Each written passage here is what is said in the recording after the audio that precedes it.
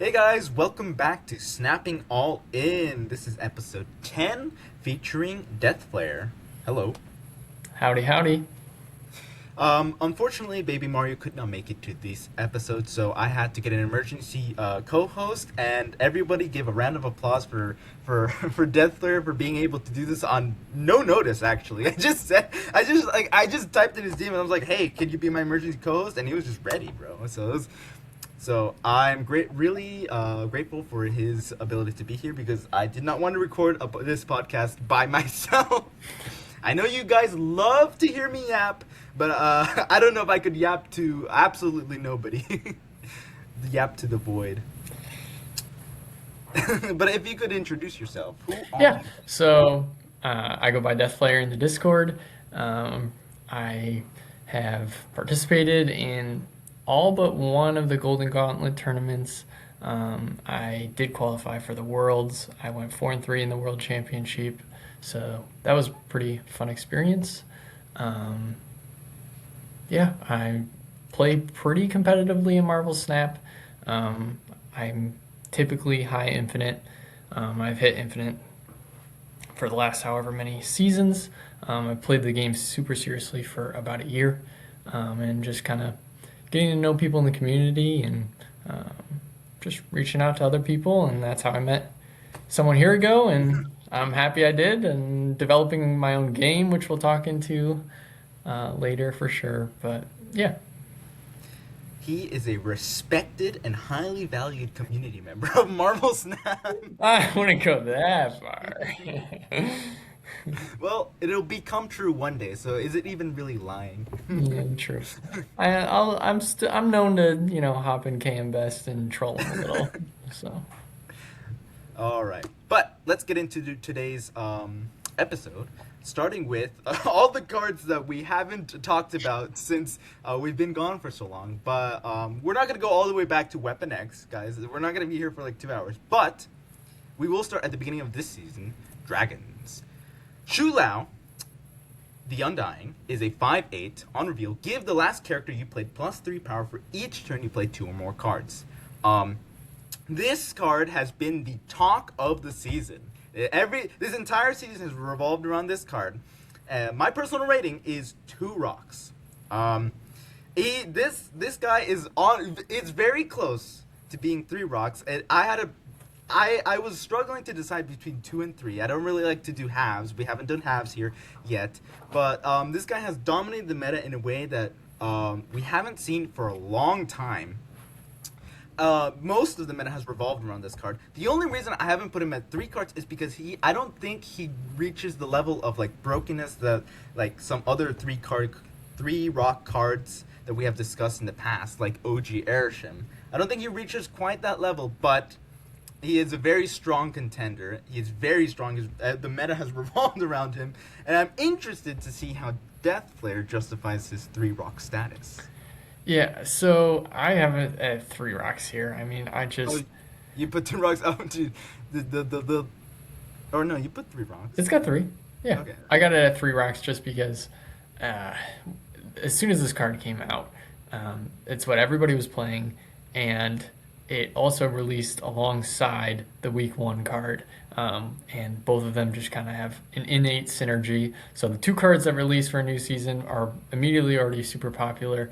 And then here we go. We got a 5/8 that is a 540, a 560. I mean, I don't know what else you need to have 3 rocks. I mean, it's pretty up there on the level. It was a 510 plus 2, and they said, oh no, that's too weak. So let's make it a 5/8 plus 3.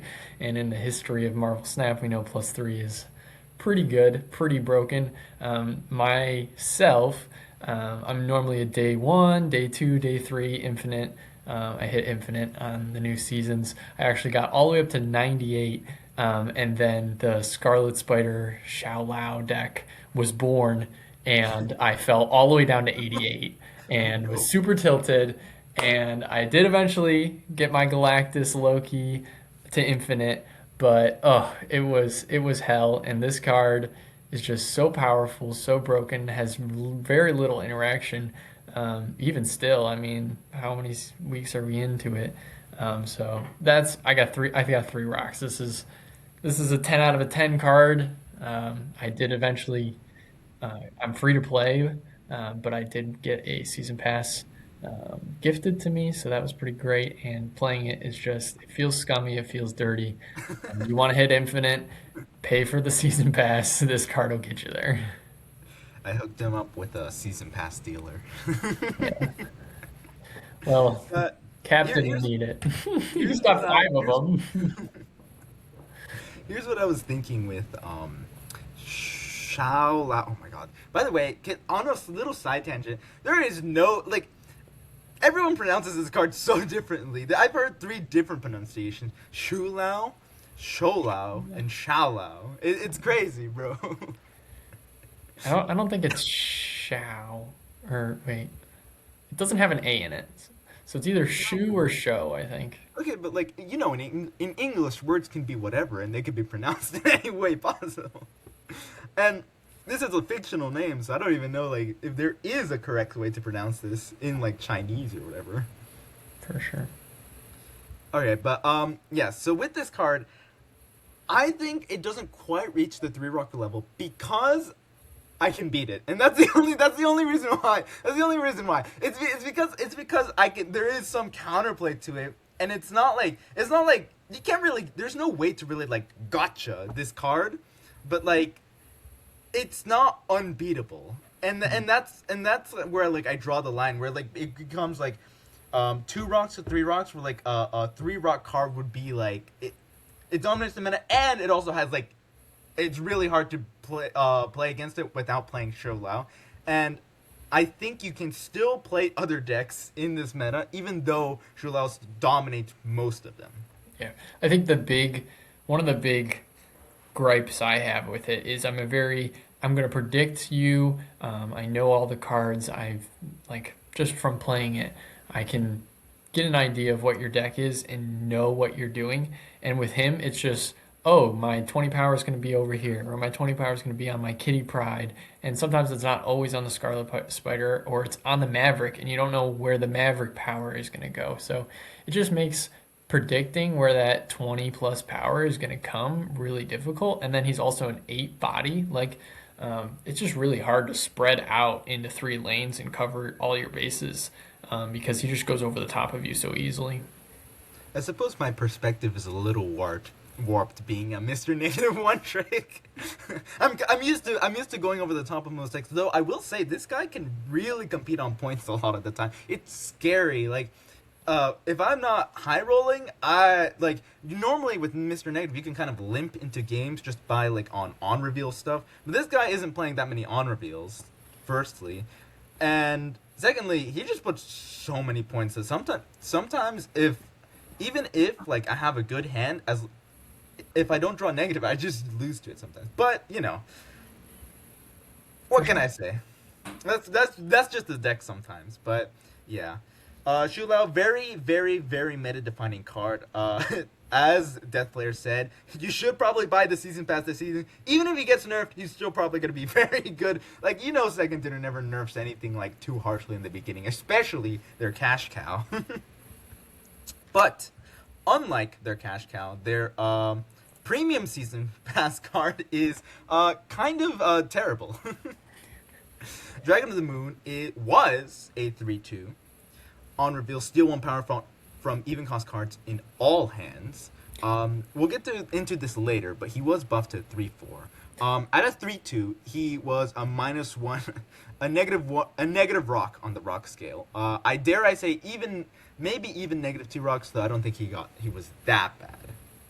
Yeah. This card kind of just saw no play. He doesn't do anything. Like, okay, the steal 1 power, like it's theoretically a +2 scaler, but like your opponent doesn't have to play all of the even cost cards that Dragon of the Moon stole like power from. And also, they might not have even cost cards. So what are you playing? Master Mold? You gotta play Master Mold Ronin to make this card work? Like that's already a death sentence to this card's viability. Yeah, for So sure. that's why he's -1 rock. Yeah, I went with the one rock as well. I mean, I was a little excited for this card just because I love steel cards. I loved Rocket and Raccoon and Groot. I was a big fan of that card.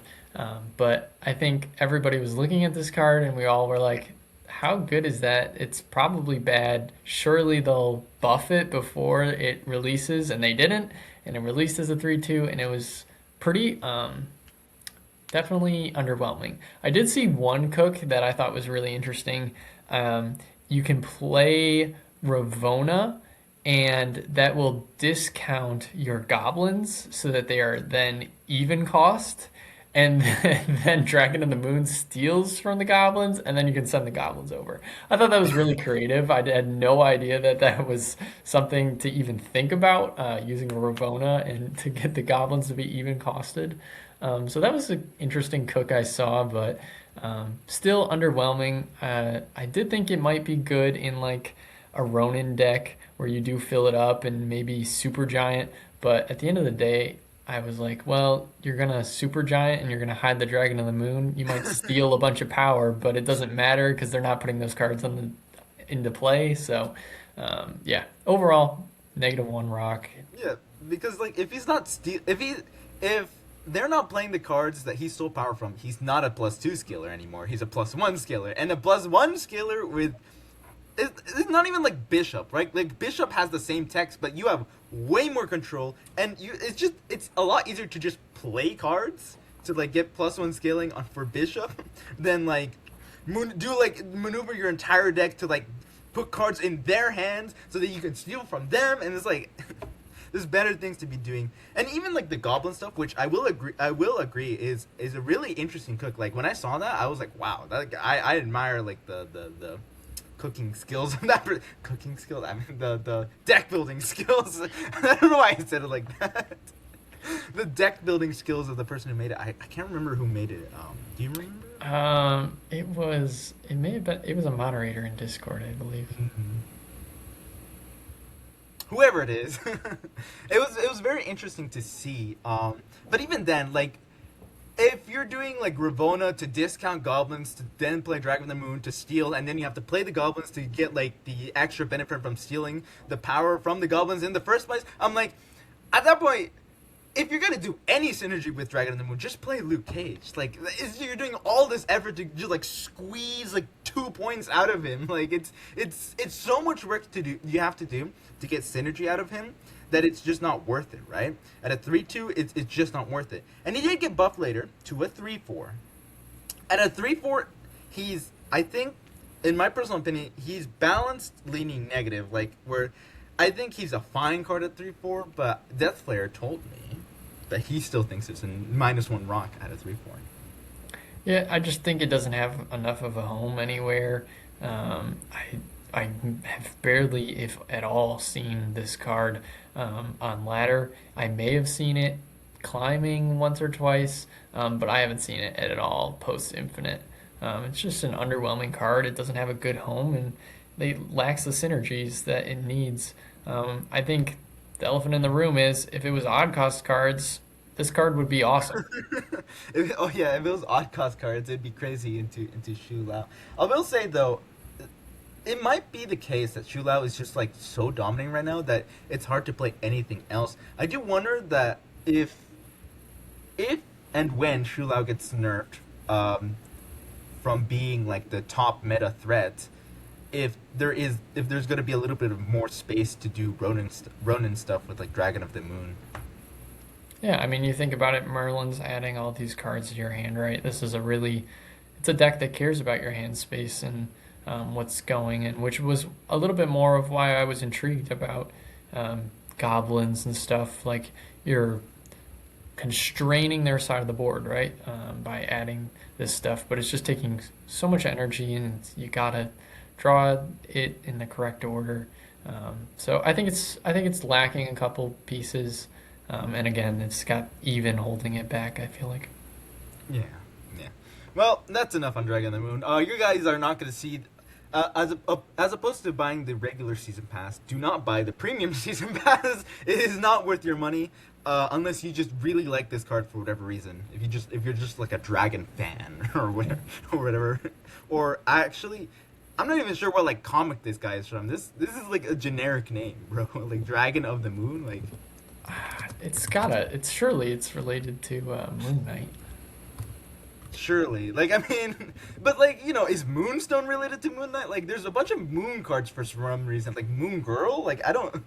There's just, when I was thinking about like, wait, do all the Moon cards have synergy? And I looked into it. No, every single Moon card is different to each other. Like they have no synergy with each other. So Ongoing discard and Ronin. ongoing discard, and then Moon Girl is like filling your hand back, and is like, and then there's this. So I don't even know what you're supposed to do with Moon deck. Yeah. But moving on to the next card, the card that released alongside or Wake One with SHOU, is the Lockheed. Lockheed is a 2/1, end of turn. If you played a 1-cost card this turn, afflict an enemy card here with -2 power. I think he's balanced. I think he's fine. There might be room for him in the meta, but SHOU is probably pushing that room out currently.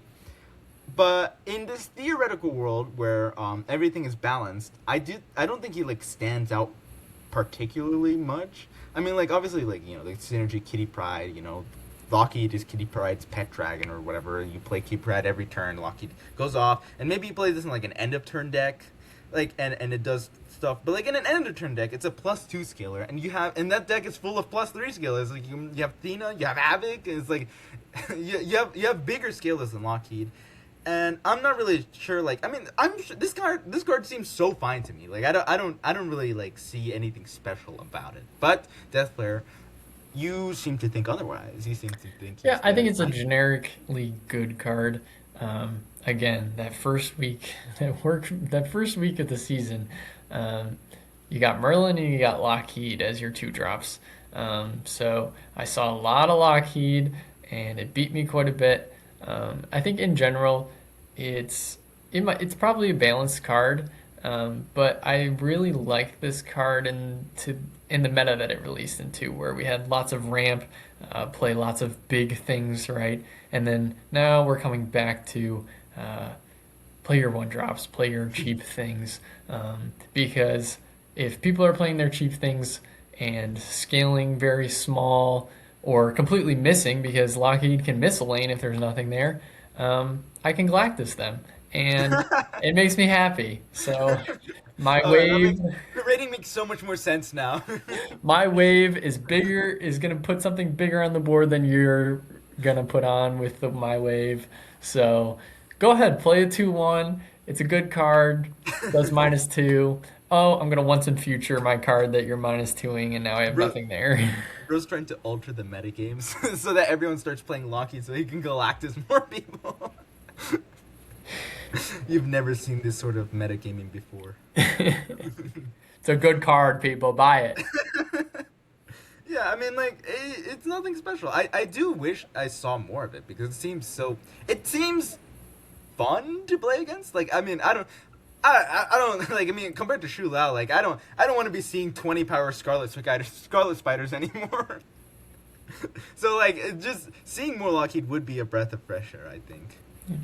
I mean, it even can fit into. I've seen it run in Aurora Thanos stuff, just because it has the end of turn tag on it. So Aurora really likes to see that, and that's a card that kind of was underwhelming and it was looking for more pieces. So I think Lockheed is a good fit for that deck.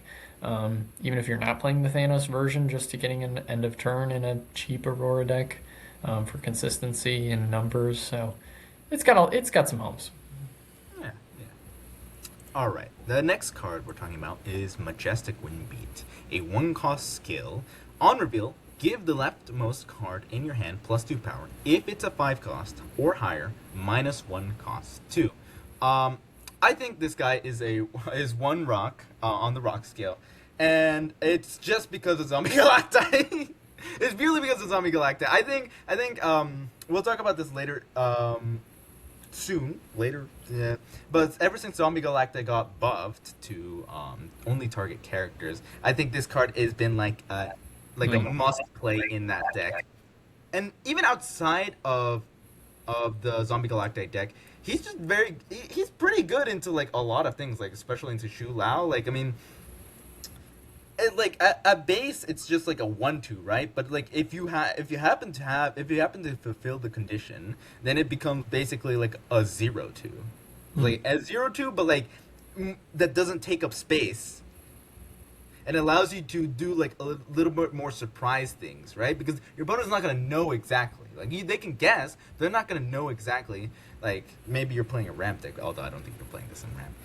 But like they're not gonna know exactly. So it's like it's a 0-2 that doesn't take up space, that you can do a little bit of wiggle room with like information stuff, which I think pushes it over the edge to be one rock. But I'm interested to hear your opinion, DeathFlayer. Yeah, I was really excited about this card when it came out because I was actually deck building for the Snowball Showdown and also the KM Best Block Party.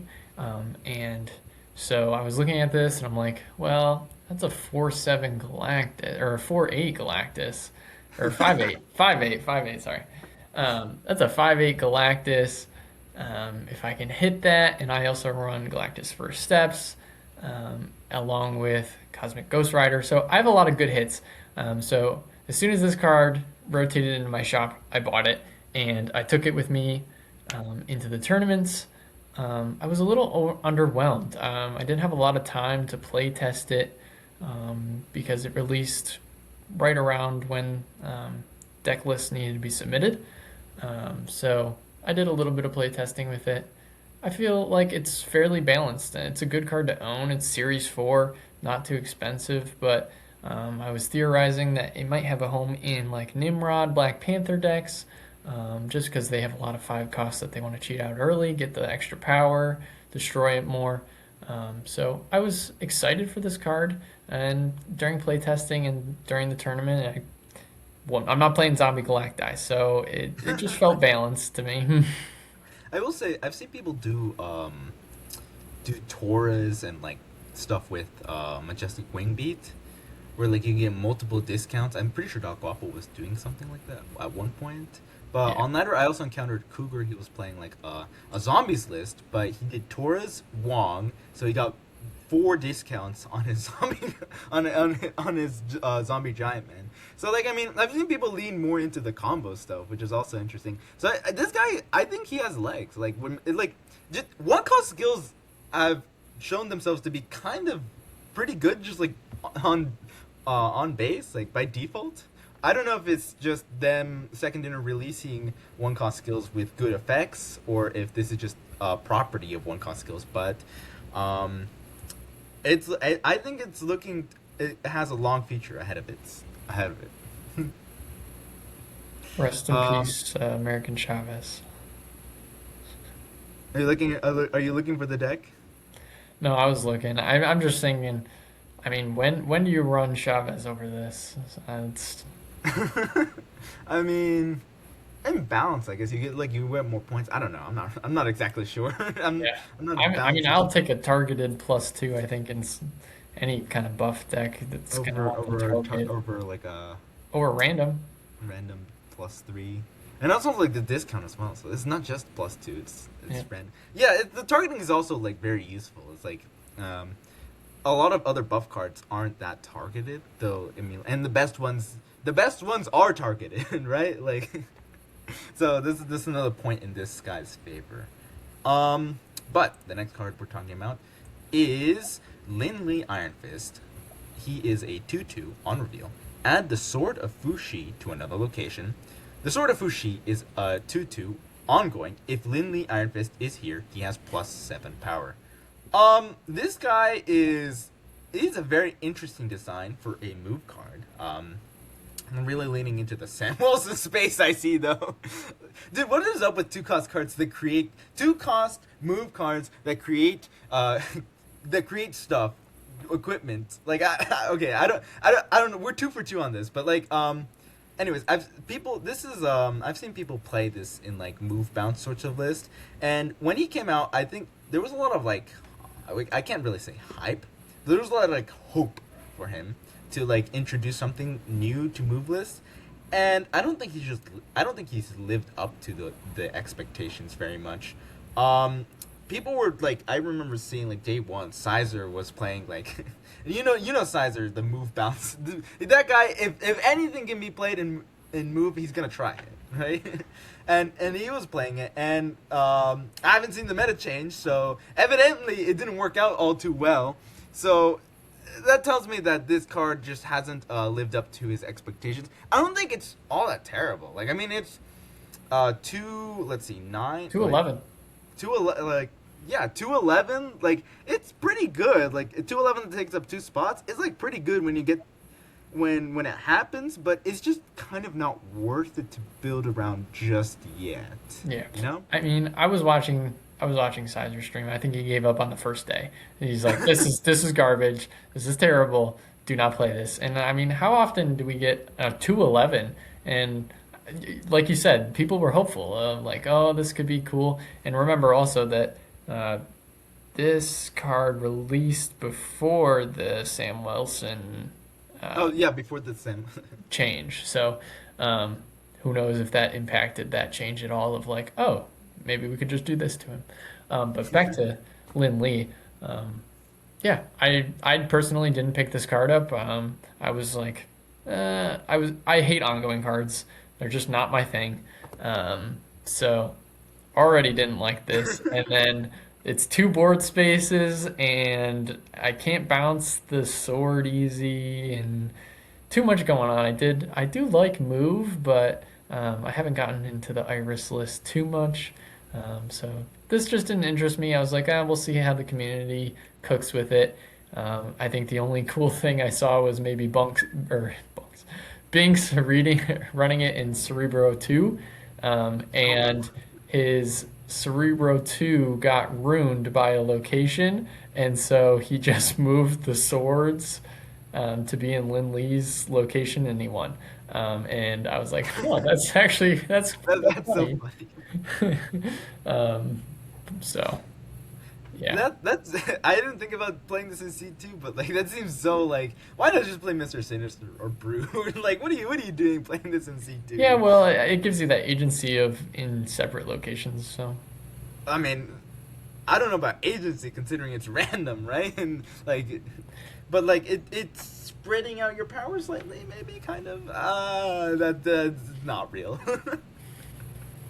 But yeah, this guy, pretty big disappointment. Hopefully he gets buffed, because I kind of would like to see this be good. This seems like a good card to be good. Like, nobody, I don't think anybody would be like mad if this card was good, right? Like, what would you do to change it?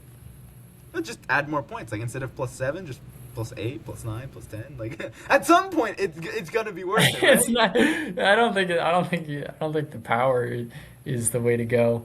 No, I mean, like, anything's worth it if there's enough power at the end of it, right? Like, yeah. What if we made the sword not destroyable and be a 1 cost?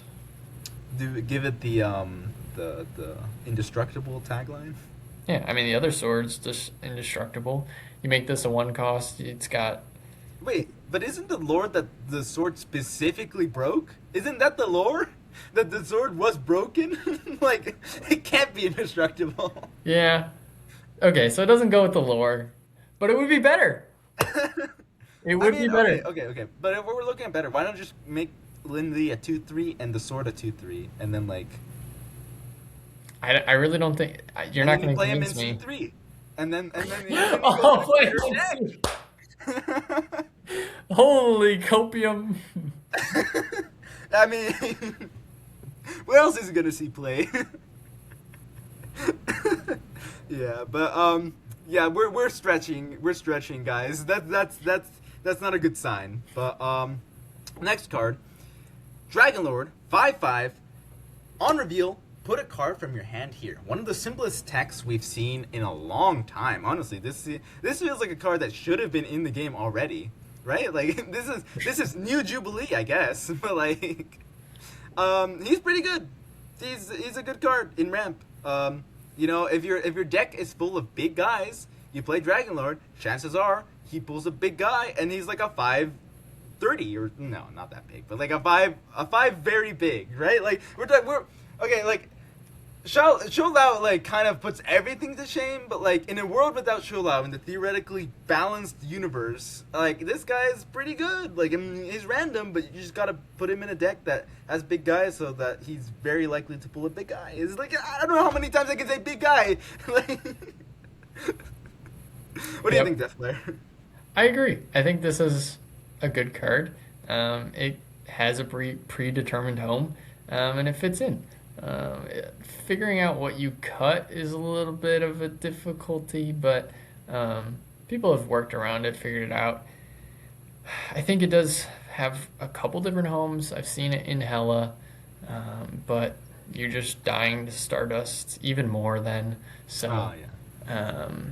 but yeah, I think overall it's a good card to have. It pairs nice with Chamber. You put it in the Chamber lane, it pulls a 5 cost. You got 2 5 costs in that lane then. Or Chamber like 6 cost too. So just pulling something big. It's also a smaller body, so if you are running it in a list that doesn't have anything smaller than 5, you can polymorph it or blink it. You know, yeah, I think that's usually what you do. I don't think ramp lists are running Merlin, right? Like, Yeah, no, I was playtesting with him and throw him in a lane by himself. He pulls a big thing and I chuck him into oblivion, turn him into something good. So he did his one purpose. yeah. Yeah, I mean, it's hard to say. It's hard to say a lot about him because he's so simple. It's crazy. This guy wasn't a card already. That's the crazy thing, right? He is You know, now. they always make the joke of like if Jubilee was released today, she'd be like a 4/7 and like pulled the top and then gave it +3. But like I feel like this is like modern day Jubilee, right? Like instead of pulling randomly from the deck and forcing you to play like I don't know Howard if you really want to know what's going on, this is like gives you more agency because it's easier to control the cards in your hand, right? And But other than that, he's just been pretty good. Just pretty good in the meta. Not exceptional or anything, but this is where a card I think should be, like the gold standard of release. Not too big of a splash, but some meaningful differences. Yes. The next card, I think the second most anticipated card besides Shu Lao is Fin Fang Foom. Oh my god, this guy is so hard. I don't know about you, but every time I try to say his name, I get a little bit tripped up. I want to say Fing Fang Foom, or sometimes I want to say Fin Fan Foom. I don't. Why aren't they all like 4 letters? Why is the first one Fin instead of Fing? Okay, whatever. This guy is I haven't decoded it. I don't know what it means or what it translates. I just call him FFF. FFF, yeah, that's probably a better name. FFF is a 7/12 on reveal. Gain the power of front row enemy cards here.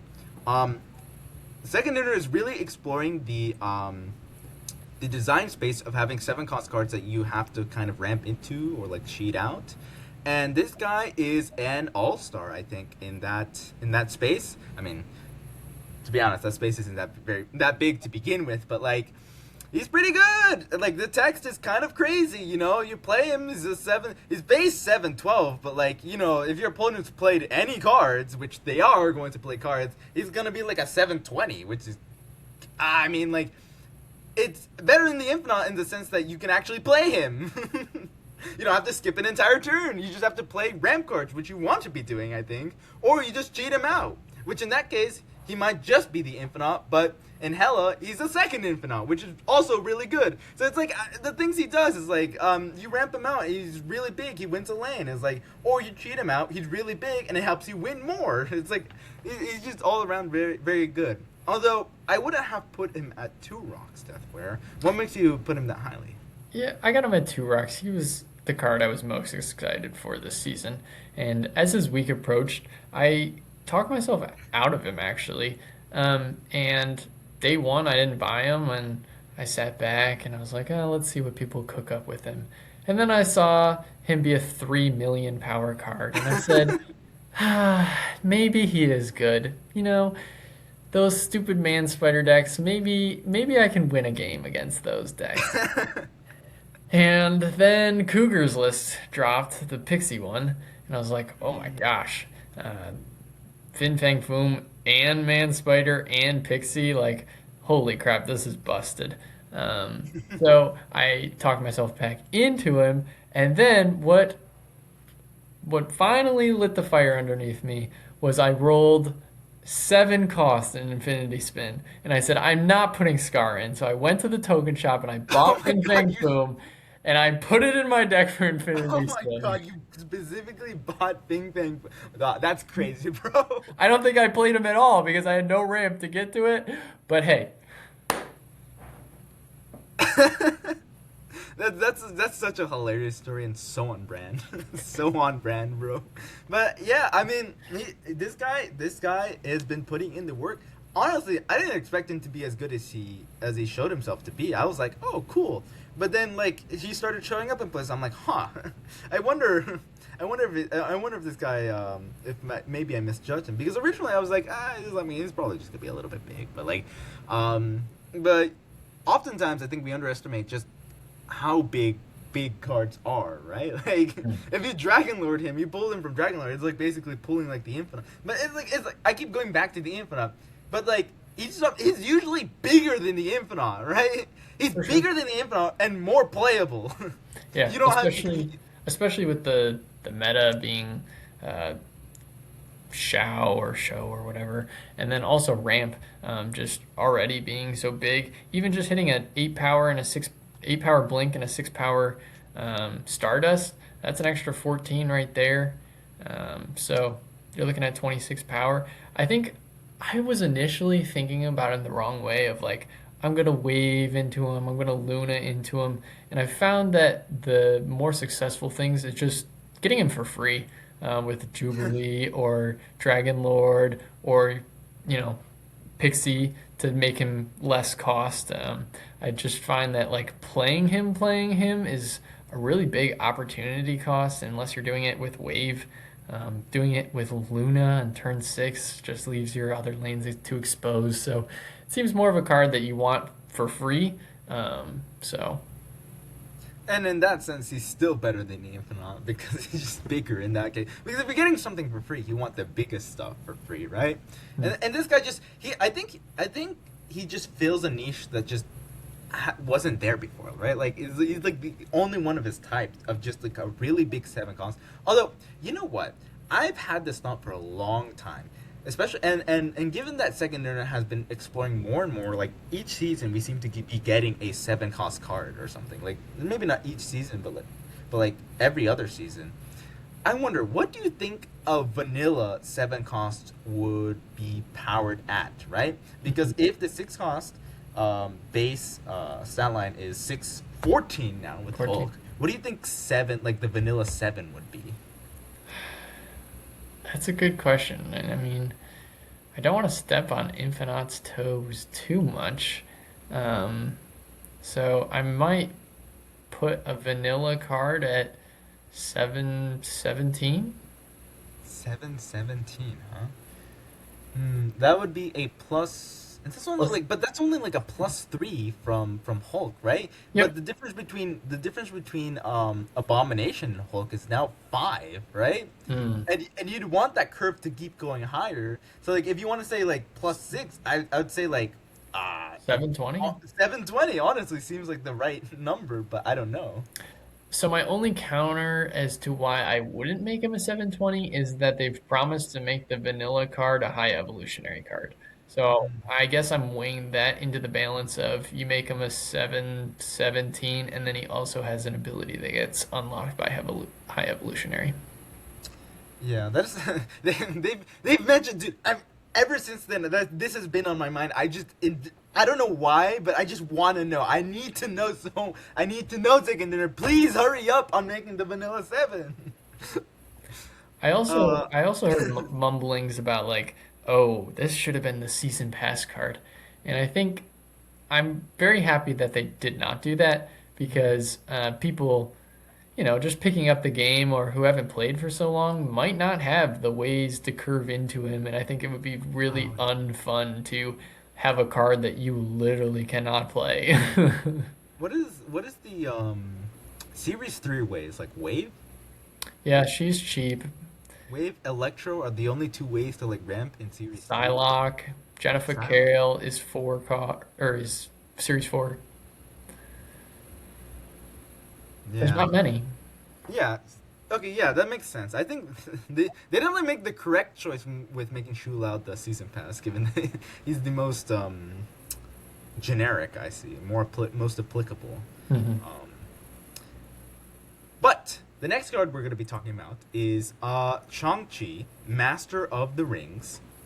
He is a 3/5 with the text "Game start. The 10 rings starts in your hand." And on reveal, unlock their potential. Oh my god, second dinner. Let me, dude. Let's talk about ambiguous wording here. Look, what is that? What does that mean? What is that? How is anybody supposed to know what besides like seeing him be played, bro? Like unlock their potential. Isn't that what High Evolutionary says?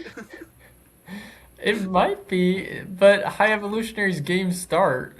I know, right? Like, so, and also he only works on like the vanilla cards. So bro, this text kind of infuriates me. Like I understand, like I don't think there was a way to like word this that would fit with like their own like self-imposed restrictions. But like okay, it just irks me a little bit. It's like something you just have to see done. Like, and it's not that complicated. But like if they're doing this now, it's like a slippery slope. Like in 10 years, it's gonna be like a string of 10 characters, string of 10 like nouns that mean something in relation to something else. Well, I guess if Snap survives for 10 years, then that's a win already. True. But the 10 rings is a 2/1.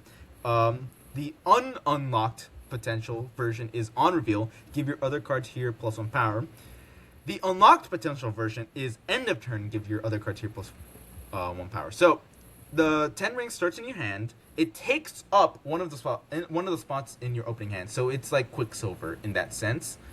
When you play him, he buffs the other cards in his lane, and then when you play Shang, he turns into an end of turn, and then starts buffing the other cards in the lane every turn.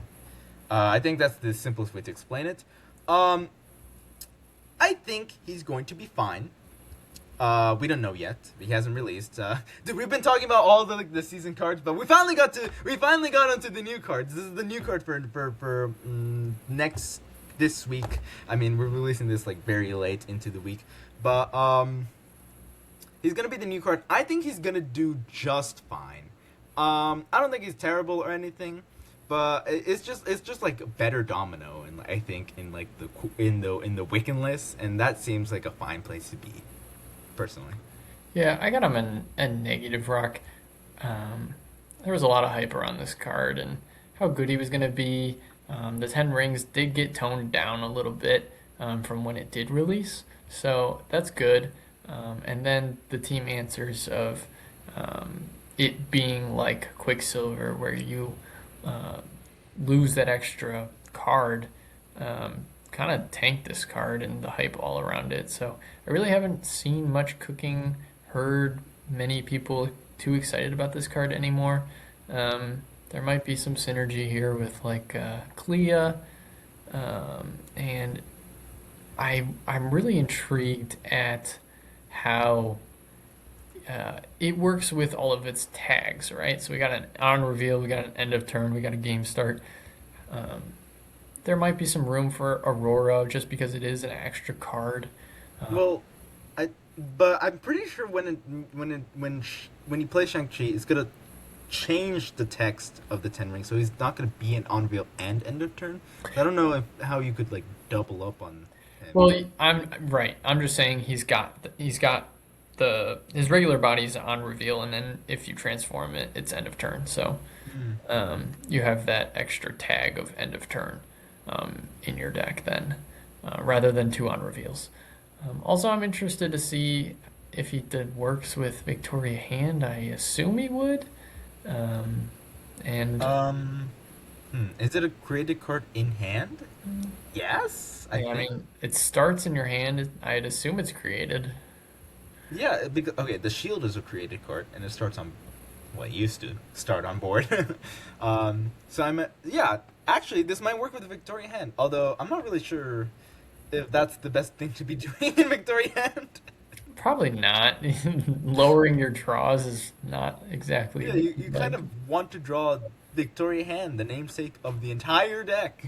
Like, Yeah, I'm interested in this deck, and I think it could pop up in a couple places.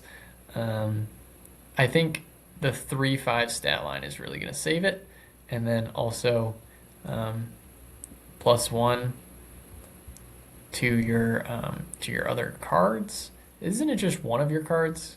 Give one of your other cards +1 power. no, it's give your other cards. Oh, okay, okay. Um, Well, at least that's what it said on the official website. Let me check again. I thought Yeah. it. Okay. So I mean, hey, there's some nice buffs there on reveal. Um, so I think it'll have some homes. It's not a card. You said it's a better domino. I'm not playing this on two, ever. Well, I mean, you can just play on like okay, you're just hoping to play Shang-Chi and then it becomes better domino. Yeah, that's fair. But yeah, I mean, I can understand why you're very low on it. I mean, I still have a little bit of hope of from that early hype period of him supposedly being the best card ever. Before we learned his unfortunate situation with the game start and him taking up a draw. Although I do wonder, do you think they should like work on like this is another instance of well I mean two ways this is sorry ambiguous wording in that it's not clear whether or not he starts like in your hand and if he takes up a draw like that's something that had to be clarified, right? That's not part of the text. And the unlock your potential like do you what do you think about Second Dinner's seeming new direction with like starting to do these more like you just gotta know card effects? Yeah, I think this is a direction that needed to be leaned into probably earlier on than they are now. I mean, we've had High Evolutionary for how long, and we're finally only getting a second card that has the exact same text as it. So I think if it's a direction that they want to continue exploring this keyword of unlocking potential, um, then this is probably a good way to start doing it, reintroduce it to the community, kind of get them familiar with it before you totally make a whole archetype of Yeah, unlocking but potential. what does unlock even mean in this instance? Because it's doing two completely different things. Because in with, well, okay, does unlock just mean change the text of a card? It's like keep the card. Okay, is it like is unlock supposed to be like a lesser tier of transform? Because I'm not exactly sure what unlock even means. Because with Yeah, High so Evo, he's giving text to textless cards, yep. but with this, it's giving text to a card that already has text, so it's just changing the text. So Yeah. I'm not really sure. I think it's like an overriding, right? It's like the high evolutionary animation kind of goes over the other cards and they become something that they're not already. There was a little bit of a bug previously, I believe, where the high evolutionary cards were uh, like leaking into something. I don't remember the exact scenario, but there was something weird with the way the high evolutionary cards unlocked, or it may have been with She-Hulk. Um, but I'll have to look back on that because I remember something weird with them. But Hmm. yeah, it's definitely not intuitive, and I think bringing more cards is a good way to make it more intuitive. Um, Well, I suppose it is opening up design space, mhm. which I mean they clearly need. I guess if they're leaning into this stuff, like we've seen them over the past year lean more and more into created cards as ways to quote unquote fit more text into just like the 3 lines of text that they've been doing, right? Which is quite restrictive. If you've ever tried to make like a fan created card and you had this idea for a card, like it's hard to fit all that stuff into like 12 words. Yeah. It's not easy. So I commend Second Dinner's dev team for being able to come up with so many card designs already. I guess if they feel that they need to do this, then it's probably correct. But If they find a you know, better way, they've shown that they're willing to do it. I mean, Skills had banished this after on it, physically printed on the card, and it became so intuitive that they just removed it, right? So Yeah. if there's a better way to phrase it on the text, I'm sure they'll take the opportunity. Except for with Morph. Dude, that's a card that I don't know if anybody's checked Morph's text recently. It's just so un. First of all, they missed the opportunity when they were first designing the card to say morph into a copy of your of a card in your opponent's hand. Like that would have been super flavorful. But okay, fine, they didn't do that. But now that they've done more transform cards, why doesn't morph say transform? This is something that's been irking me ever since I've started playing morph recently. Like it's something you never think about because morph is usually like an early game card, but like some of Second Dinner's wording, like you would think they would know how to like do this since they come from like Hearthstone, right? Like a lot of the devs come from Hearthstone. You'd think they'd know how to make like consistent wording, but here we are with morph. Become a copy. Yeah, become it's so it. Oh my god, that one just irks me for whatever reason. It's so minor. It's so minor. Like if the biggest complaints we have about Second Dinner is this, then like I mean they're probably doing a good job. But like, Don't get me going. maybe we'll talk about that. Maybe we'll talk about that later. But I think that's the last of the cards that we are going to be talking about. The next segment is the non-live reaction of the OTA and I guess the patch, since that also changed stuff. We're going to be taking a couple of minutes here to talk about any significant changes or any comments we want to say about the latest OTA that happened almost 2 weeks ago, and the patch, I suppose. I mean, the first thing I want to bring up is, did you expect at all the Iceman change? To me, that felt like it came out of nowhere. Yeah, that's definitely a big change that I don't think anybody was knocking the walls down for. So yeah, good for him. Not being a very popular card or used too much, and I think it definitely had to do with like that feeling of I don't know what it hit. I don't know if I really did anything.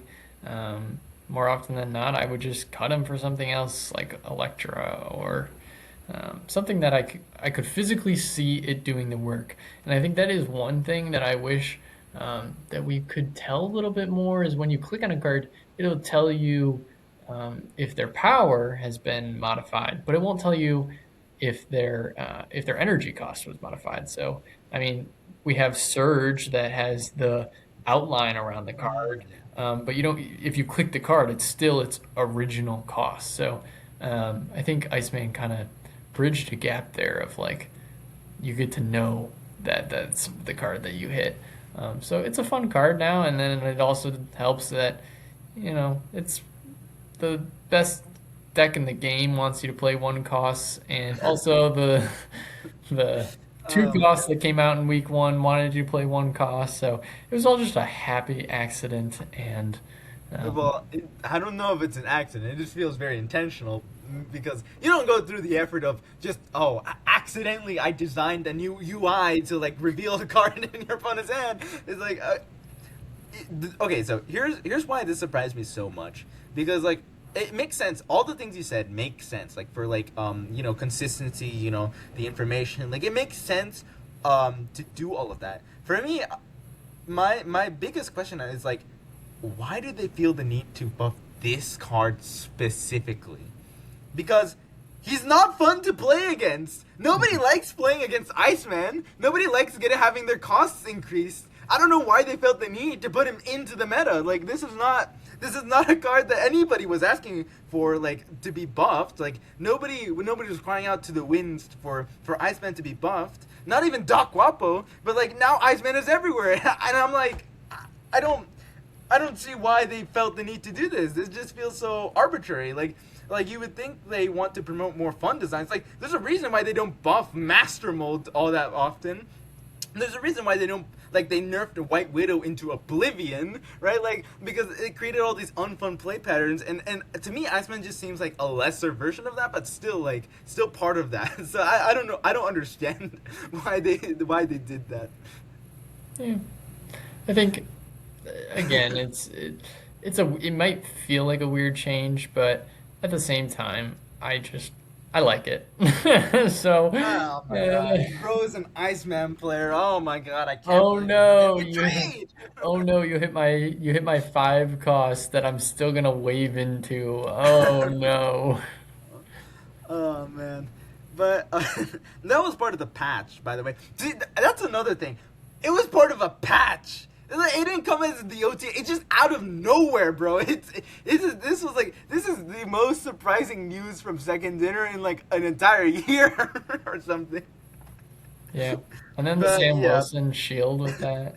yes, that's the second change. Sam Wilson got changed from a 2-2 with the game start ability of putting the shield on board to a 2-3 on reveal put the shield on board.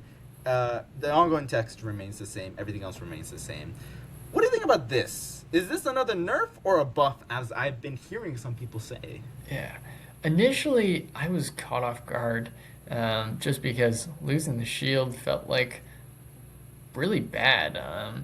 I had been playing against a lot of Aurora decks that were just using it for its body, and they didn't care at all about Sam Wilson. I don't think I ever saw him. So I think the change makes sense because you want to be playing the actual card for a reason. So I think that's good. Did we need to buff him to a 2-3? I don't know. I mean, he was really broken as a 2-3 before. I did play around with him. It feels fun. You can get multiple shields on the board. I saw Tubes doing a lot of multiple shields here and there, Frigga, or people would use Wong and get shields and bounce them all over the place. And sometimes you have too many shields and you clog yourself. But I think overall this is a good change because it encourages you to play the actual card. You don't get the free benefit. With this change, though, maybe I would have preferred to see him stay at a 2-2 and maybe make the shield a 1 cost again or something. But No, it definitely can't. Oh wait, no. Actually, 1 cost shield. You know, because the reason they changed it to 0 cost is well, the because reason was it was a free like Cool Obsidian. yeah, Call Obsidian. Now you're forced to play Sam Wilson. I mean, is it too much of a restriction? That's interesting. Although, I mean, I don't think anyone's gonna be like, I don't even if it like enables Call Obsidian too much. Like at this point, at this point in the meta, bro, like who cares if you played a 410? I'm playing like a synergistic like 5-10 million, right? Right. I think after the SHOU deck gets nerfed, you're gonna see Iris's list. You're gonna see Cougar's list. They're just gonna be moving cards left and right with Batroc and all those move cards, and it's not a fun it's not a fun deck to play against. Sometimes it's really tough to figure out where their power is all going to be. So I am a little worried about that, but it's nice that the shield is no longer a free card on the board. I think you mentioned Aurora.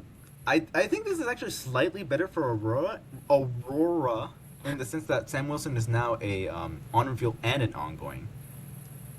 Like if you're playing him, he is better in Aurora. I guess like you lose the benefit of just having the ongoing like shield every game, but like he might be he still might have been a slight buff in that sense.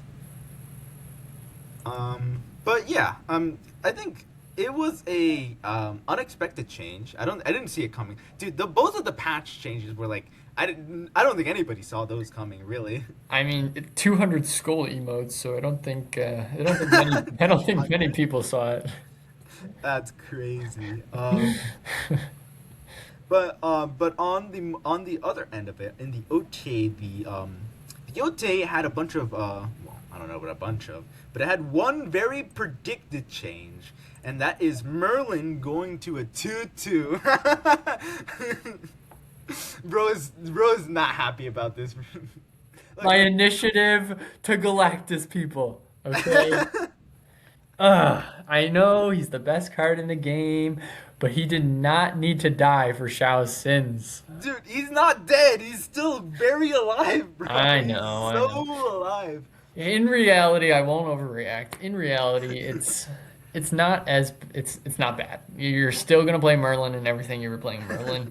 just makes sequencing spells a little bit awkward. If I want to polymorph my Loki, I have to put it in a different lane, which means I can't play Galactus in that lane, or I have to once and future it. So it does make it a little bit more awkward to play around with the spells, but if you can get a Omniversal Presence relatively early, you don't feel the change of the loss of the one power. Yeah, I mean that's the thing. Okay, look, I am very appreciative that they made this nerf. I was telling dude, for the longest time I wanted this change 5 months ago. I've been telling people like, oh, like I don't people didn't see it back then, but I'm like, dude, this Merlin is kind of an insane card, bro. It's like it does everything. It's a ramp. It's like it just points, and it's also location control. Like it's a card that does everything, and it was the bane of my existence as a Mr. Negative player. As you know, I have to rely on Limbo a lot of the times, and when Merlin is in the meta, I don't get to do that. This Limbo. I can't play Magic. Magic is not a real card anymore. So I'm appreciative that they nerfed this, but the real problem with Merlin, because as he said, nobody has taken him out of any deck that he existed in previously. There's no reason to take him out in any of those decks. The real problem, in my opinion, is that Omniversal is just way too free. It's a +2. I don't get why Omniversal needs to be a 1/2 that doesn't take up space, right? It just buffs Merlin. I think they should also nerf Omniversal Presence to not give any power, and then I'll finally. What? All right, all right. What? What's wrong? That's I think that's crazy. perfectly fair. With all of his RNG and Oh, come on. What RNG though? 1% chance that you lose on location, bro? Like, how many times? Like, location, bad polymorphs into destroyer. that I mean, barely happens, bro. Dude, when you play polymorph, you're never thinking about how it goes bad. When it goes bad, it's a surprise. That tells you how often it doesn't go bad, because you remember the times it goes wrongly for you because it doesn't happen that often.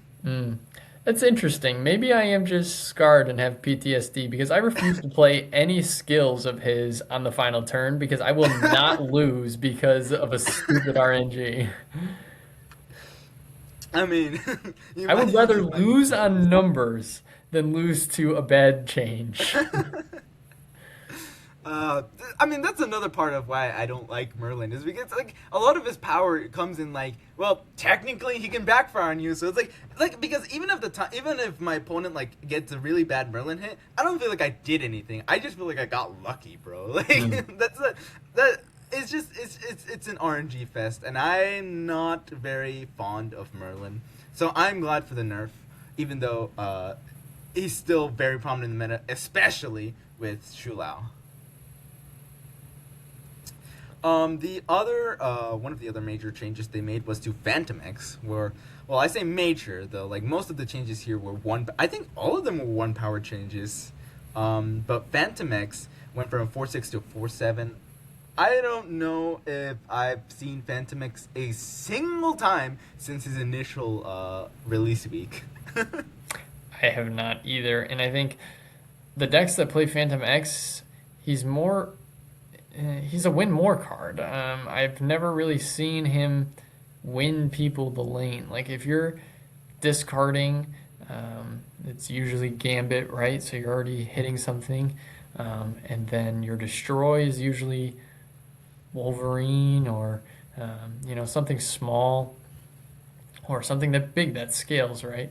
So it can even be Ice Cube. I've seen a lot of people just do the Ice Cube with Luna Snow for their destroy requirement. So it really doesn't feel like a deck yet. And Wild Child, I was really excited for that because it was a free card in the event. And Phantom X was just underpowered. Still think he's underpowered, and he's just too conditional to be good. Yeah, it's also like quite a difficult deck. Like the deck, they're trying to build a new archetype, and they haven't given it enough pieces, right? The only 2 pieces are Wild Child and Phantom X, and like everything else, you just kind of have to build around. Like Wolverine and X-23 just happen to have the when discarded and destroyed clause, right? Hmm. For some reason. Actually, do you even know why? Like it always seems so weird to me because like they were always destroy cards. No one was playing those cards in like discard. Maybe like I saw like one strong guy list where like it was a dump deck where you just like played Modok on the final turn and everything fell on the board. I think I saw one of those lists once, but like other than that, like there hadn't seemed to have been a reason for Wolverine and X-23 to have the when discarded or destroyed text, right? Like Yeah, I think if you like, they're what, series one Wolverine? I think I think yeah, like either very early game. yeah, either way, he's super early on, right? So we didn't have a banish pile, so the two piles we had were discard and destroy, and the lore around them is that they come back to life. So maybe it's just a lore thing of when they're destroyed, when they're discarded. Actually, that makes so much sense. But like Another card is Dakin. He has the shard can be discarded or destroyed. I really thought that might make its way into the hybrid, and I don't think I saw a single person test out that this. Dude, I did try day one when Wild Child like I it's crazy. I tried playing the deck even before Phantom X. When Wild Child came out, like during Team Clash, when I got the card, I tried playing a hybrid discard destroy list. Oh my god, it was so terrible. I like even the times when I got Dawkin to go off, when I got copies of Dawkin, when I had multiple Dawkins, I still lost on points. It was the deck was not real back then, No. and I don't think it's real still. No, I mean buff him to a 4/9 and see what happens. Like 4-9 would be kind of crazy though. I mean though to be fair, Misery is a 4-8. Like Misery, dude, it's so crazy. Like how is Misery still a 4-8? She can go back. She can go down to 4-7. This oh, how the mighty have fallen. Didn't Misery come out as a 4-7? What the heck? Maybe, but she was I'm at pretty sure. 4/9 Misery. not too long ago. Hold up. I'm Well, looking this up right yeah, now. well, while you look that up, I can. Yeah, she came out as a 4-7. I'm pretty sure, or 5-10. No, that was the Oh, pre. no, That was the data before mine. she released. That was the data mine. No, she came out as a 4-7. She can go back down to a 4-7. What is going on? Why did they buff her so much? It's so She didn't crazy. have a home early on, and then she's found that home with Hood and the She's end. found. She's become too homey with Hood. I hate to say. Oh man, that didn't really work out as words. I think. I can't wait to see the comments. What comments? There's no comments. Nobody listens to this show. I listen and I comment. Okay. You listen to this show. You and Majestic Burger and the only two fans of snapping on it. It's not true. No. I trust that we're good. This is the new beginnings episode, right? So this is like everyone tunes in to like the grand reopening, you know. Well, good job on alienating all the new people. No, wait, no. Oh no. Ah, crap. What have I done? All right, let's move on to move. Yes. The other cards that were buffed, Vulture, Multiple Man, and Pompeii all got +1 power. Um, this is my only reaction. Hmm. It's just a thumbs up. I there's nothing. What are we to say about Vulture, man? Like Vulture, like it's crazy. We were just talking about like, oh, +3 is so good on everything, right? +3 has historically shown itself to be very good, and then you look at Vulture and you're like, I don't like. You never want to play Vulture. I like playing them in Infinity Spin. Well, I mean, yeah, I've played him more now than ever, but only because of Infinity Spin.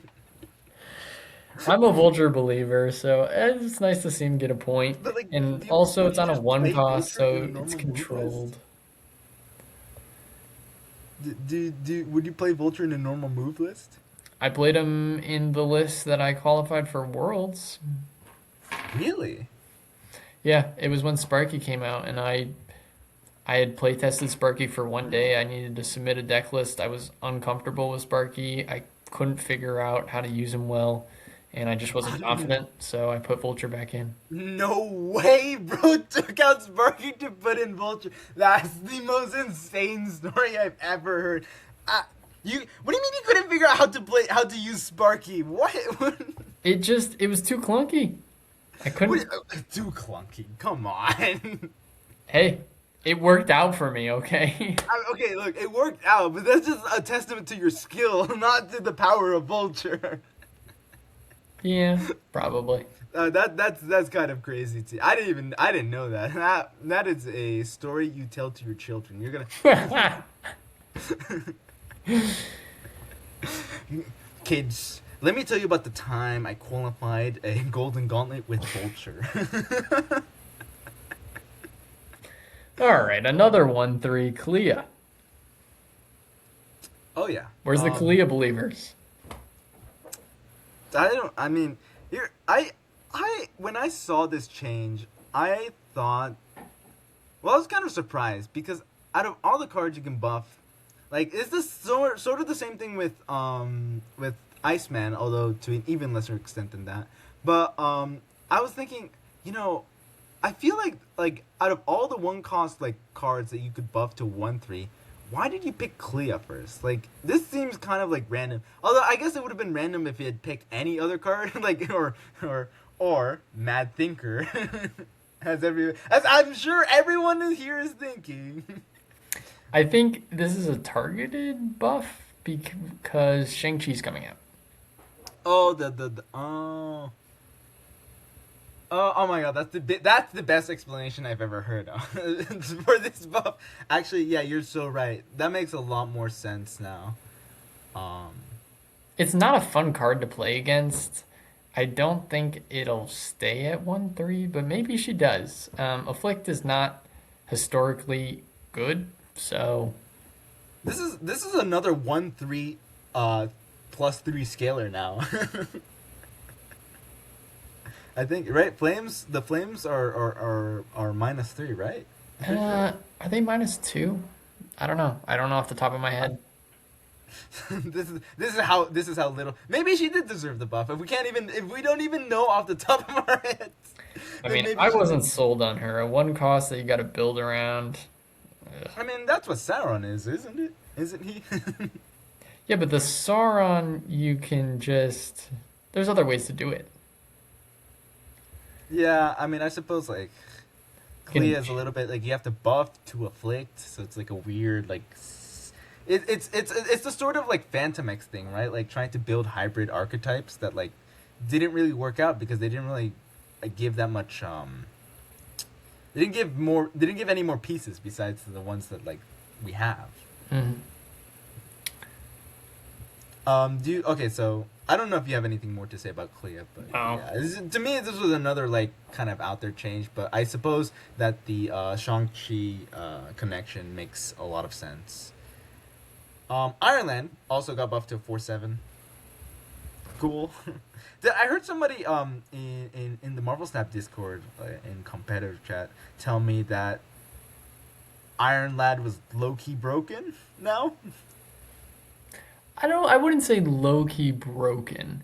I loved Iron Lad. I used to play him in most of my decks. And I used to cope with him with Howard for a little while when I was low CL. But he's an MVP in War Machine Storm Legion Lockdown, which unfortunately is not really a thing anymore. You would be able to since they buffed War Machine, well, nerfed in the deck in the Lockdown deck, but buffed War Machine to 5/9. He was he really hurt people, and also increases your odds of cycling through your deck and stuff. So I did, after this change came out, I did throw him in a deck and see if I could get a slightly bigger and cheaper Galactus out. It wasn't good. Actually, yeah, 4/7 Galactus. This is kind of good. That's a buff on Galactus. Oh my gosh, I didn't even think about the Galactus connection.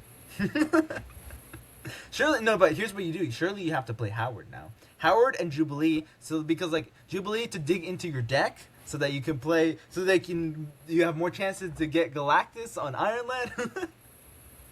Surely that's a real deck, right? Yeah. He's not convinced. Guys, we need to break the meta with 4/7 Ironlad Galactus.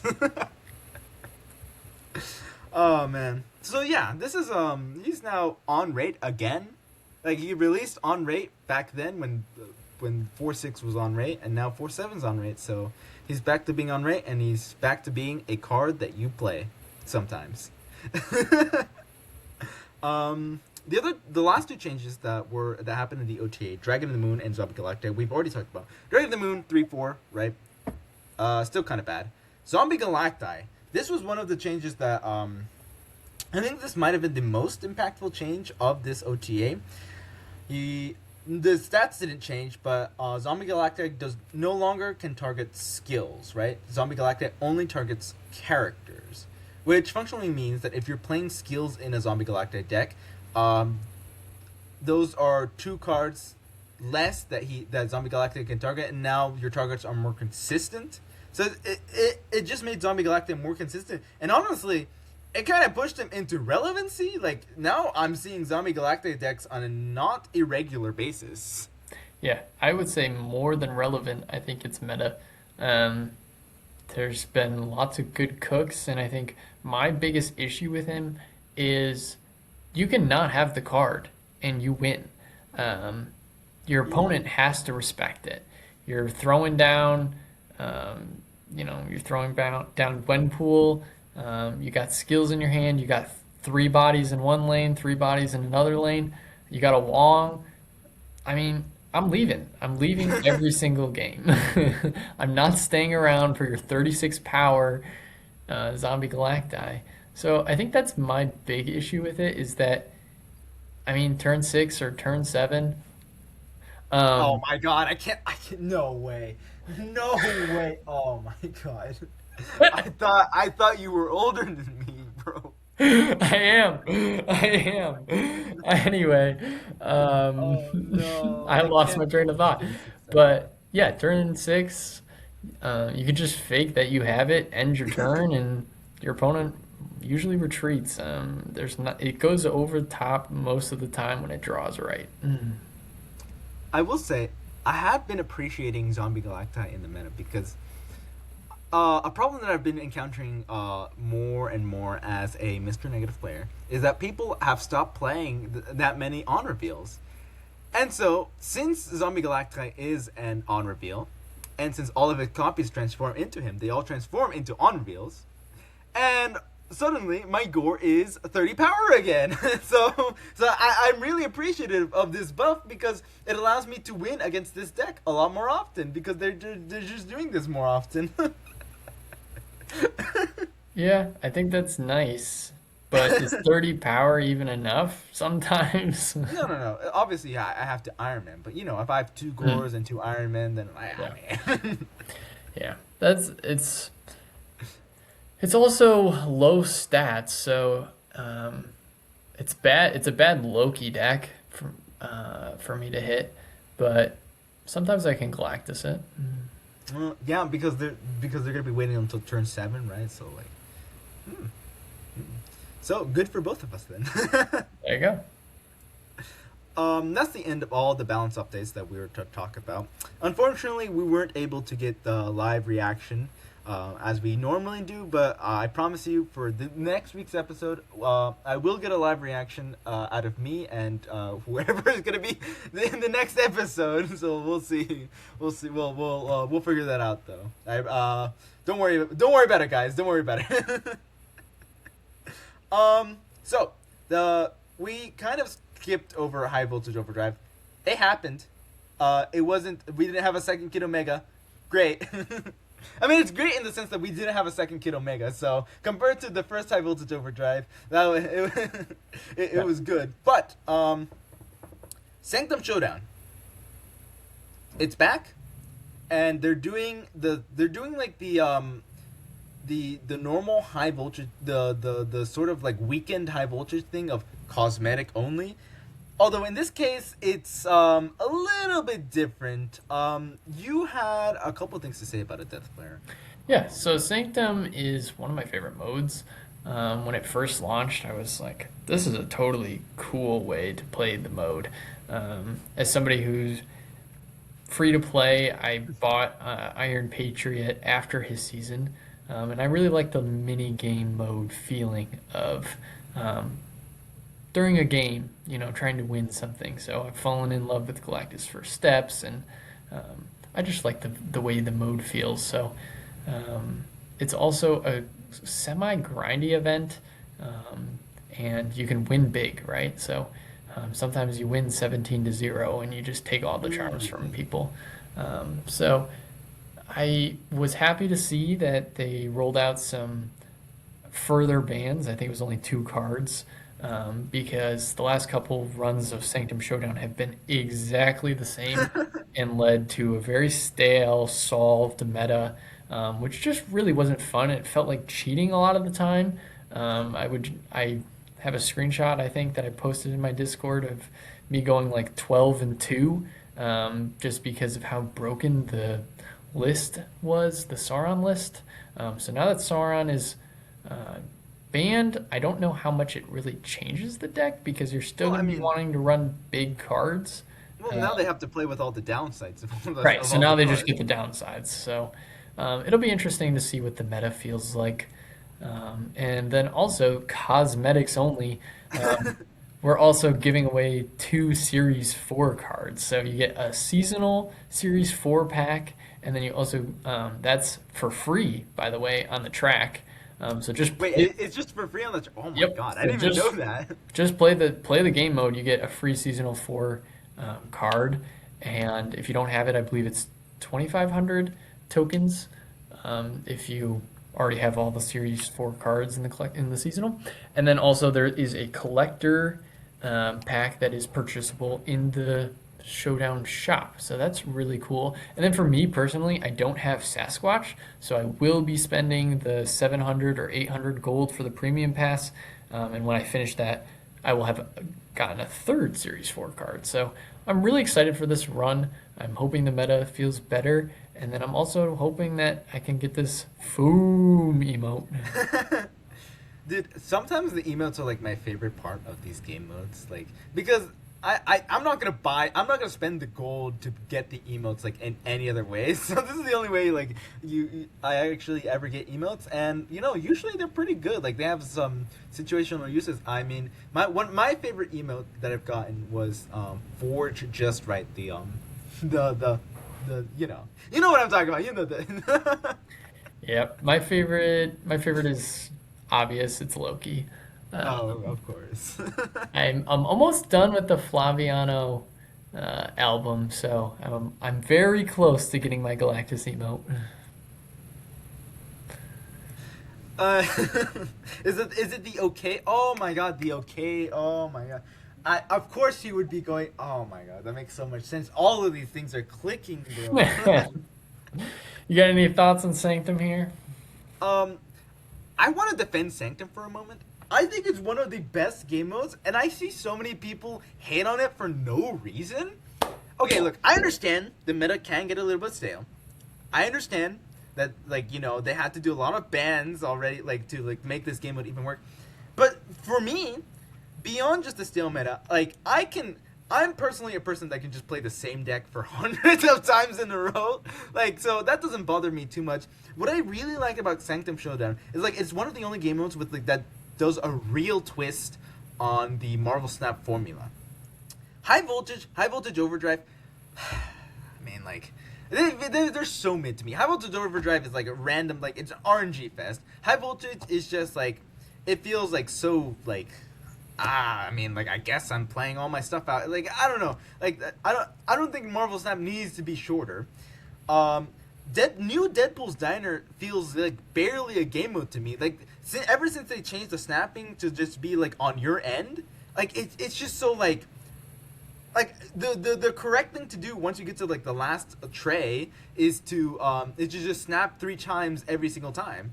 So it just feels like you're playing Marvel Snap, like normal Marvel Snap with like two more snaps, right? Like Sanctum Showdown was like the first and one of the only game modes that like presents like a real difference in how you play Marvel Snap. By removing the turn limit and making it like a points thing, right? Like this feels like it could have been Marvel Snap in an alternate timeline. Like in an alternate universe, this could have been Marvel Snap. Like unironically, like this. I really like that about this. I don't know about you, DeathFlayer, but I just really like this game mode. Yeah, I'm totally with you. I like the feeling of it. I like how it bounces back and forth, and you can kind of predict a little bit, and then you make choices on where you sacrifice a lane to build where it's going to be worth more points later on. So it's a unique strategy. I understand it's not everybody's favorite, but it's one of mine, and I'm hopeful. I'm really hoping that this run feels better than the last few. Hopefully, we can only hope, I guess. They unbanned Gamora though. Woo! I don't know why they banned Gamora. Look, I know all the Guardians are slightly buffed in this game mode, but please let them have their time in the light. They don't have anything else, guys. They don't have anything else. Let them live in this game mode. Yeah. What other 5-drops are you gonna play? Well, they banned Mind Spider, so I guess I'm playing Arrow to pull their their card. Wait, is Arrow banned? Actually, let me check. Okay, no, Arrow's not banned. Arrow's not banned. I was about to say, like, I had a flashback to something. Normally I would have been playing Surtur, but then they banned him, which I did. I don't. For anybody who doesn't know, I used to be a Surtur main before I was a Mr. Negative main. And when they nerfed Surtur into Oblivion, I was so sad. I had to switch decks, bro. Like Surtur wasn't a real thing anymore. And so, like, I was so happy. Like, part of the reason why I kind of like this game mode is because I got to play Surtur again. So I was so happy I could play Surtur in Sanctum Showdown. But then they banned him. And so I don't even know what to do. I don't even know what I'm going to do in Sanctum. But I still do like the game mode. Right. The next topic. Oh, DeathFlayer, this is your slide. Take it away. All right, so I've been working on a not-so-secret project, hopefully. You've already heard about it.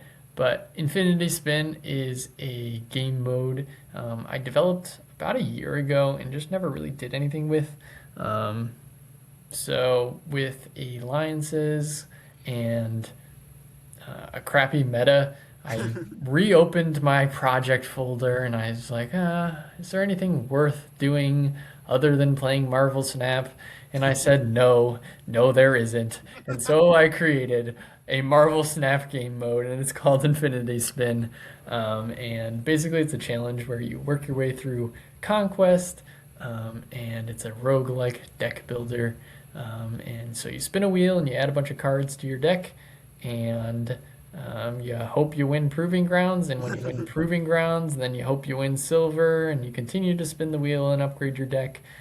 So play tested it a lot. SomeOneHereAgo has been super helpful here in streaming it and providing feedback and ideas, and we have a pretty solid curated game, and the website's just beautiful. It's awesome. I mean, you can see from this logo, my developer BTZ did a great job with it. Super proud of him, and just super thankful for the work that he's doing. So yeah, it's been a really fun project to work on the last week. I think I launched the idea publicly on a week ago. I think it was just gave us like Google Docs. That's Yeah. the original Infinity Spin. Yeah. It's crazy how fast you guys got a website going. Yeah. That was like the biggest shock of my Yeah. of this week, I think. And I think it's a really cool feeling to put yourself out there. I mean, I sent it to you and you looked it over. I was in Husky Puppy's Twitch chat and I was just like, oh my gosh, there's 250 people here. Like, and Husky's a really chill and cool guy. I've had a couple opportunities to be around him in the space just with how many tournaments I've been in and hear him broadcasting. And I was in the top 4 in the KM Best block showdown block party or whatever it was. So there's a little bit of familiarity there, and he was super nice about it. He went through the Google Doc and dealt with a third party wheel spinner that pops ads up, and like he did the whole thing, and he was getting stream sniped, and his chat was just being brutal to him. He was a trooper. He played it through, and I think he played it for 2 hours. So that was just really good. It made me feel good, and I was like, I'm glad I put myself out there because, I think I have a little bit of community recognition. I get pinged in the Discord about Loki and Galactus decks quite a bit, more than You more also than. get pinged as well, dude. There's this one thing that I've been noticing. People are starting to like ping me way more casually, and so I dread the day that if I ever become like super famous, I'm gonna have to start telling people to stop pinging me about Mr. Negative stuff, bro. Oh yeah, well, the you got to suffer in success once in a while. Suffering from it's actually you're so right. Yeah. So, yeah, I'm just really glad I put myself out there. It's been a lot of work, I'll tell you that for sure. Between like we're currently sitting at over 120 upvotes on Reddit, and I think there's like 40 comments on the post. So like going through all this feedback and kind of being the PR because nobody else is going to do it. My developer makes the website. He doesn't answer comments, So kind of sitting through someone here ago stream, sitting through Huskies and just watching the VODs and like noting down every piece of feedback, putting it on a document of like tracking all these things, and then how often a feedback is brought up is basically what dictates if we put it in the game or not, right? We're not SD, we're not going to be greedy. If the people want it, I really want to deliver it. This is a game mode, an event to make Conquest fun, to make Marvel Snap fun, so you don't have Make to Marvel play. Snap fun again. Yes, so you don't have to play a stupid meta ladder, right? You're kind of goofing off. You're not sweating, right?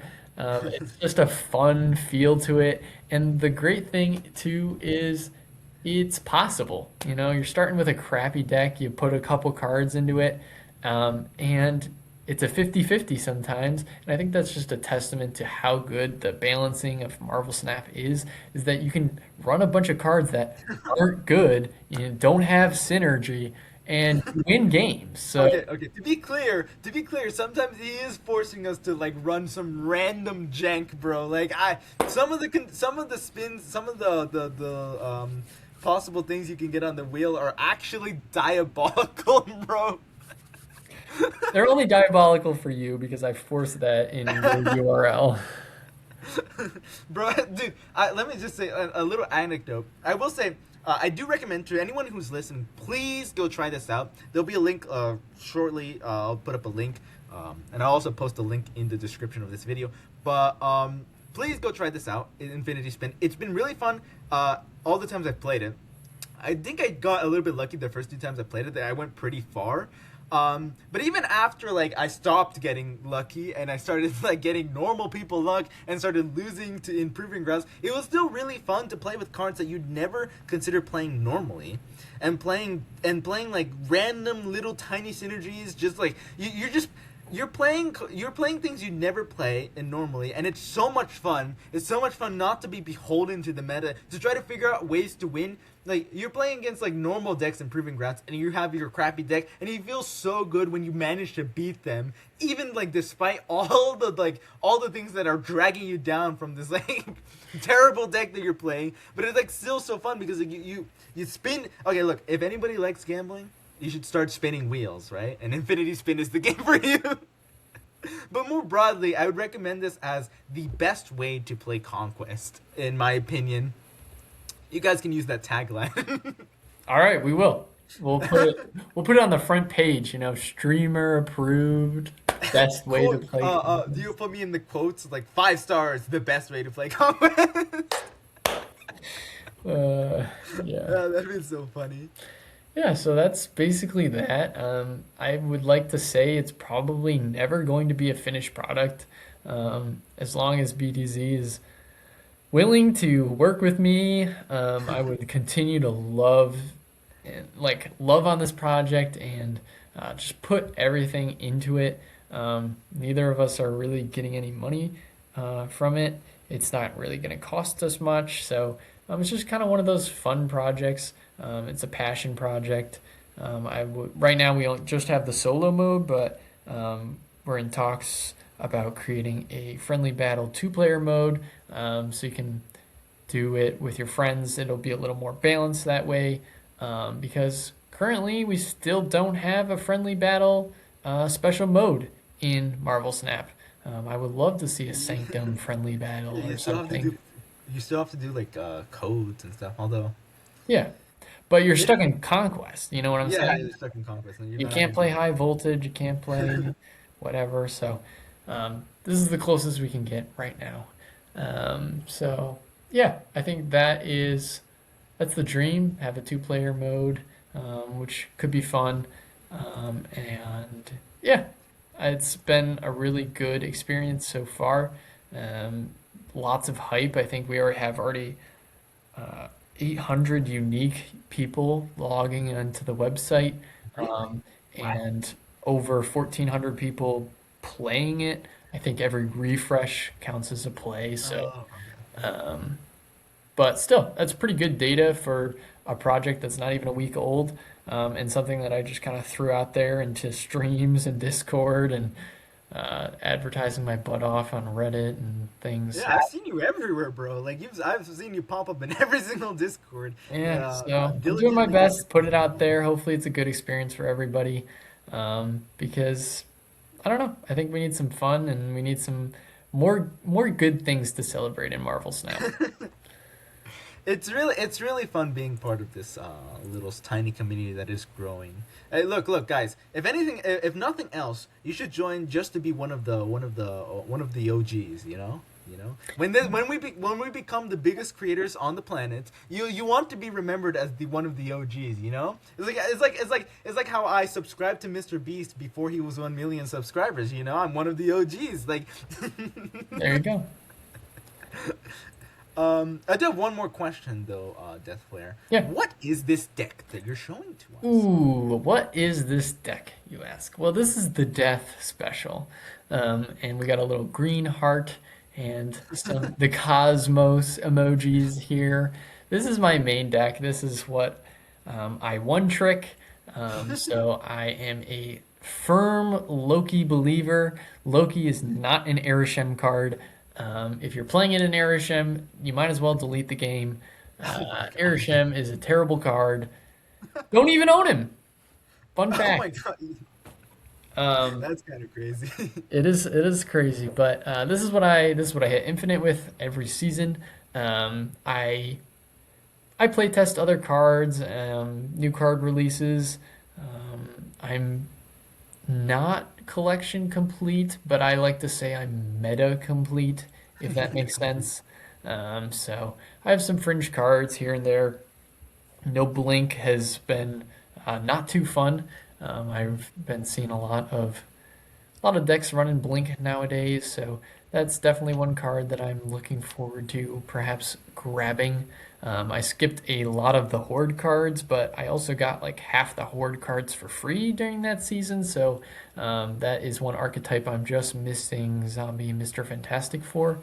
Um, so he's currently pinned in my shop, but yeah, um, I that's part of why I stick to the one trick. So we got the Loki going on. It's a one of one split. I'll have you know, no one else has the gold bananas on Loki. Oh yeah, Um, because ever since they removed the bananas from being an option, like any splits they have that already had bananas like are unique, right? Correct. Dude, let me tell you something. I think the banana splits are so underrated. People clown on me. People think I'm joking, but I really think I really like the banana splits. I think it's not just because of the pun, like not just because of the joke, But I think they look better than everyone says they are. Everyone just hates on them because people hate like puns and dad jokes, right? Yeah. But I think it's pretty cool, and especially on that Loki, it looks pretty good. Thank you, thank you. It's my favorite split I own for sure. And then also the Venomized Loki, getting Venomized cards from my opponent is really, really fun, really cool. I like to call it psychological damage. They get to see their own deck that's Venomized and has bananas popping out at them. So um, yeah, so the main idea here of the deck is you got a bunch of ramp pieces, and you got your power pieces, and then you got your tech pieces, right? So I always tell anybody who's trying to learn how to Loki, Loki is like Nico in Victoria Hand, right? You don't curve Loki out if you got a bad hand or bad cards. There's no reason to rush a Loki. So a good Loki hand is one that has a tech piece, has a curve piece, has a win condition. So if I'm looking at a hand with a Loki, a Surge, a Merlin, and a Galactus, I'm feeling pretty comfortable to play that Loki because I got that win condition and I got that curve. And then you can put it together. I'm not going to go through every single list of what's a good Loki hand, but you got Merlin, Luna, and Wave as your curve. You got Shang, Negasonic, Cosmic Ghost Rider. CGR is more of a tech flex spot right now. The meta is not great for Cosmic Ghost Rider, so you can put any kind of flex tech in his spot. Sometimes I play Hobgoblin just to guarantee a Galactus a little bit more. But with Merlin running rampant, it's a little more difficult. So, flex that spot as much as you want. But it's tried and true. It's a little bit of a higher skill ceiling deck, but Well, of course you would say that. I mean, yeah, but you got some pieces in there that can deal with the current meta, Shang-Chi and Negasonic. You got Luna Snow. If you Galactus on 4, you can almost always clog someone with an Ice Cube on 5, and that constricts them to 1 or 2 spots for their turn 6 play. And if you have priority, Negasonic always kills their final card if they only have 1 spot. So it's a lot of fun. I love it. Unless they're playing Colossus, All right. Hopefully you don't lose in stats to Colossus. But Oh man, dude, you know what I just realized though? I don't think Snapping All In is ever beating the one trick podcast allegations. definitely not. Oh my gosh, but I'm so glad you could share your deck and your homemade game mode, DeathFlayer. I really had you. I really had you. I really enjoyed having you on the podcast. Thanks. I Just appreciate have being one here. more thing before I close out to y'all listening at home. State of the channel. So, we have been gone for a little while, as you may or may not have noticed. Baby Mario is not currently here. The status of Baby Mario is a little bit in flux. He has taken a back seat. Marvel Snap has taken a back seat in his life. He's started to focus on other stuff, like he started college, right? So he's not been able to play the game as much or be in tune in the meta, and we've had a lot of scheduling conflict, which is part of the reason why this took so long to make. But I just want to say, and I just want to reassure to everybody that I am gonna make a commitment from today and now on to maintain a consistent schedule and release 1 episode every week starting from now. I did make it a New Year's resolution, and so I'm starting a little bit late, but I trust me. Just like we started out in the beginning, this new year is gonna be consistent. And honestly, I honestly just don't want to be overtaken by other podcasts. It's really rough. August. Dude, he has his own podcast, and I've had to sit here and watch his podcast overtake our podcast. And let me just say, that shouldn't happen like in any normal world, right? Yeah. But yes, I want to reassure everybody listening at home that from now on, I'm going to maintain a consistent schedule. And some more news, I have also committed myself to making a separate non-podcast video on this channel once a month. Although I don't know if I can actually finish the January video in time, but once a month you're going to see an extra video besides the podcast. And that is all I wanted to say for like the state of the channel. So thank you guys for watching. Thank you guys for being here, staying here all this time. We've had a little bit of an long episode, although not too long, 1 hour and 40 minutes. Like, comment, subscribe. Check out Infinity Spin at this address, infinityspin.vercel.app. And also, I'm streaming on Twitch. I can't believe I didn't advertise myself streaming before. I looked at the previous slides for the episode, and I'm like, wait a minute, why haven't I been posting my Twitch handle? But yes, I do stream. For anybody who didn't know, I usually stream on the weekends. Although I do some weekday streams, usually on Monday or Tuesday. So go check me out. Please drop a follow. Help me become a verified content creator. I need the free season pass from Second Dinner. No, okay, but it is in your interest to help me become a content creator, because once I do, I will be doing season pass giveaways. But it also would be nice to have some recognition, but that's not the reason. I just hope I can make good content for y'all. Please subscribe. Please check out his the Infinity Spin, the game mode. And also, you know what I just realized? I asked you earlier, but you didn't ask me to post like a Discord link or anything. It's fine. The Discord is actually on the Infinity Spin website, so if you're interested in following along all the patch notes that we roll out, you can just throw that URL in, and then we have it on the website 2 spots, one in the top right corner, and then one down in the bottom left corner. So, yeah. And that is the episode for today. Thank you guys for watching. Thank you so much, DeathFlayer, for being able to hop on short notice, on basically no notice, as I said earlier. And we'll see you guys next week. Bye-bye.